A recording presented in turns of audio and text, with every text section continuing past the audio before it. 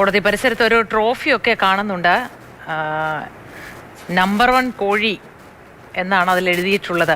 അഭിലാൽ, ഇത് ആരാണ്? BJP ആണോ ഈ ട്രോഫി സമ്മാനിക്കാനിരിക്കുന്നത്?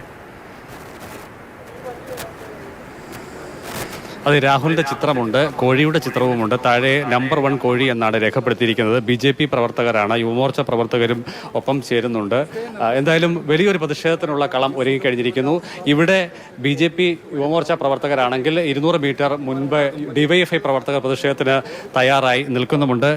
BJP പ്രവർത്തകർ നമ്മളൊപ്പം ചേരുന്നുണ്ട്. വിനോദ്, എന്താണ് ഉദ്ദേശിക്കുന്നത്?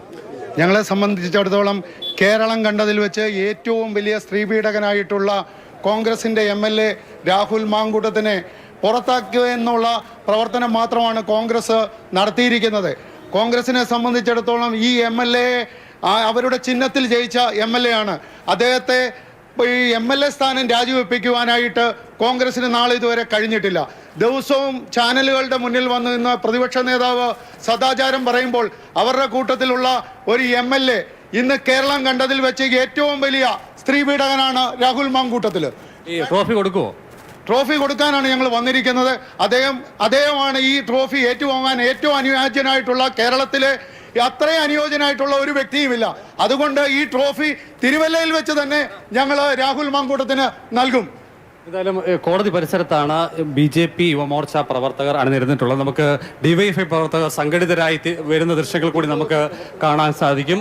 അതാ ഒരു 30-നടുത്ത് DYFI SFI പ്രവർത്തകർ ഉണ്ട്. അവരും സമാനമായ രീതിയിലുള്ള പ്രതിഷേധത്തിനാണ് പോകുന്നത്. എങ്ങനെയാണ് പ്രതിഷേധമുണ്ട്. എങ്ങനെയാണ് വാഹനം തടഞ്ഞ് എങ്ങനെയാണെങ്കിൽ പ്ലാൻ ചെയ്യുന്നത്? പറയാൻ കഴിയുമോ? നമ്മൾ വാഹനം തടഞ്ഞ് അദ്ദേഹത്തെ ഈ കാണിച്ച നെറുകേടിന് എതിരായിട്ട് DYFI SFI എന്ന നിലയിൽ വളരെ ശക്തമായുള്ള പ്രതിഷേധമാണ് ഞങ്ങളിവിടെ ആരംഭിക്കുന്നത്. ഇത് തുടർന്നും അങ്ങോട്ടുണ്ട്. രാഹുൽ മാങ്കൂട്ട് എവിടെയൊക്കെ പോകുന്നു അവിടെ എല്ലാം ഞങ്ങളുണ്ടാകും.